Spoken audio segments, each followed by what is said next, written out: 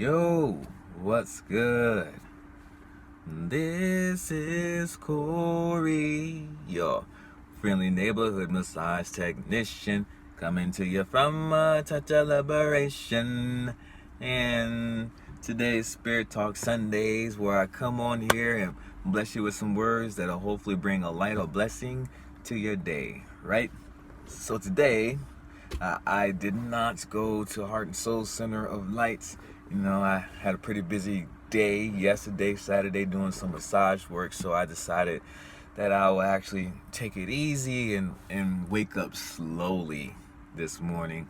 So, instead of going to church, I just kind of did my little practices and slow played my way out to getting into my day for Sunday, which is pretty much a lot of catch-up work, getting ready for next week, preparing some food for the day and stuff like that. So for this talk, I wanted to, I'm not going to be pulling from Heart and Soul, obviously, because I wasn't there this morning. So it's going to pull for some actual events of my own self that happened to me this week. And I feel that there was some pretty significant lessons that came about from it. So hopefully, as I said, helps you out. So it was last Thursday where I decided I was going to go to Oakland's very own OVO and do their poetry night that they have there at starting at 8 o'clock now. It's from 8 to 9. So I wrote a poem the previous day, that Wednesday night, that kind of spoke to me a bit, and I thought that I would have the capacity or had enough practice to where I could go on from one day of practice and put it on stage the following day. So it happened. Pretty much I read the poem throughout the day that Thursday, trying to incorporate it inside my head, and I felt that I had the gist of how it was supposed to go, and I felt good about it. I came home but after work, I was at Peralta doing my thing, and came back home to where I had kind of an open foyer. My partner wasn't around, so I had the whole house to kind of just express the poem as much as I possibly could. And I heard how it sounded. It's like, wow, there's some real strong components to this poem, so I would really like to present it. So I did it. Went up there that night, that Thursday at OVO. I was the second one up, and I got into the poem. I did my little introduction. I felt confident. I walked in there like I owned the place or something like that. I felt that I was there. And I came up, I was second one up, and did my little introduction, went into the poem, and in the beginning intro to it, everything that was in that poem just disappeared. I caught a straight writer's block, or performance block, if you will. And I couldn't remember it. Usually when I go up and do poems, I rarely ever, actually, I don't think I have ever had to read a poem that I've made, because I incorporate it inside my head, and I do that for the purpose of me having free will to, kind of express the poem as much as I possibly can without having to read from, because it kind of takes away a little bit of the ambiance of expressing the poem. So I remember it for that purpose, so I can just go up there and free will as much as I want with the poem. I literally froze. I froze on stage, and I got lost. And I had to accept the fact that I did not have the poem in my head, and I had to sit down. That's the first time ever doing a performance piece to where I could not finish the poem. It hurt so bad. And I felt so embarrassed. So embarrassed inside of my head. The frustration was just boiling over inside of my body. I couldn't believe it. I was upset. But I didn't stop. I didn't want to stop.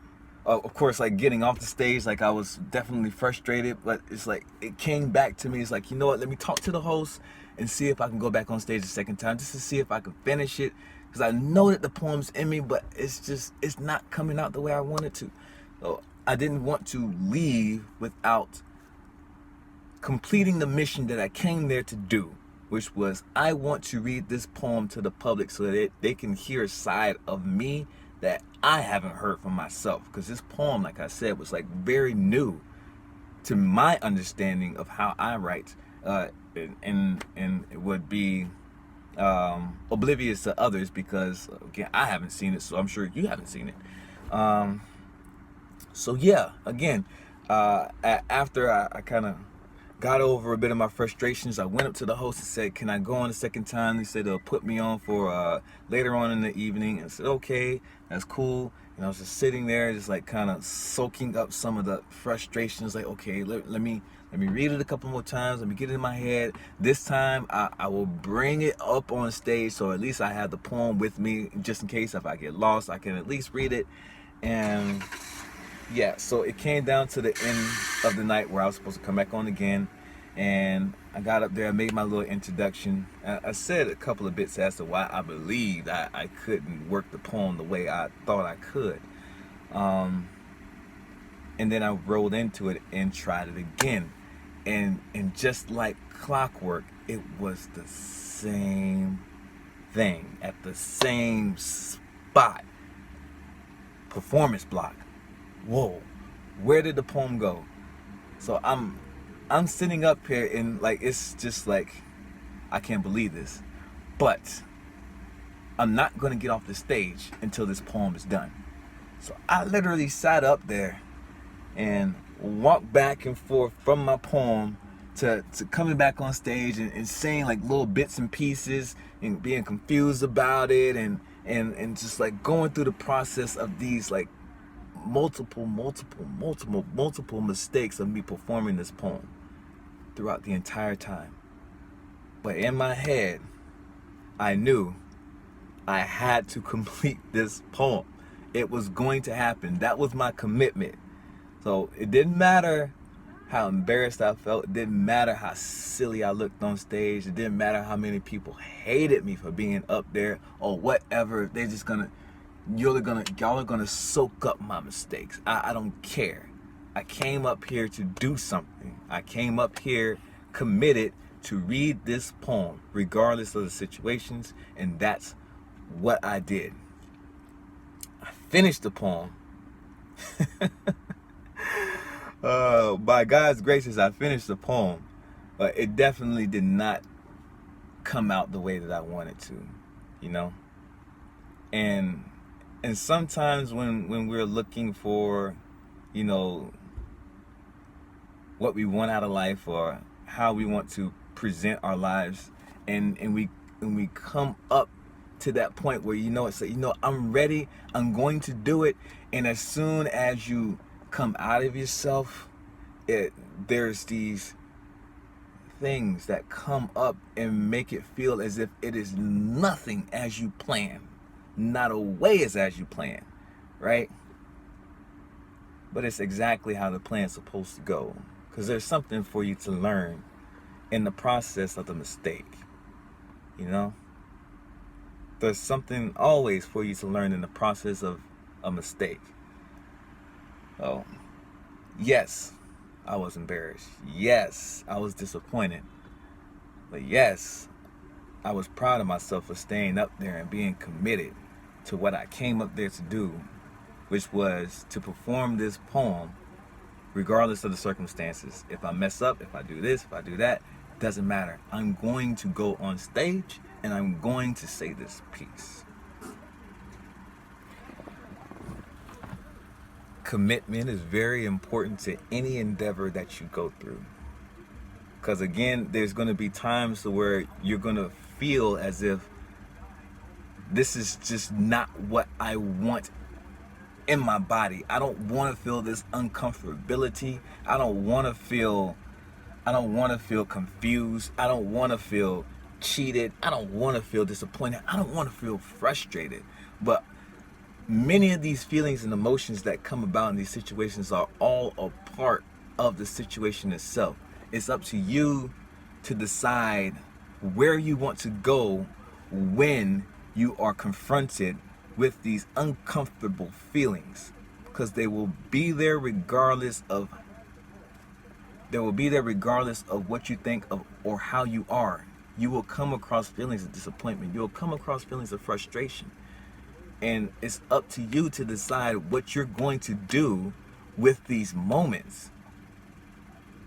If you are committed to whatever it is the mission was, or what you planned to do in the very beginning, hold on to that.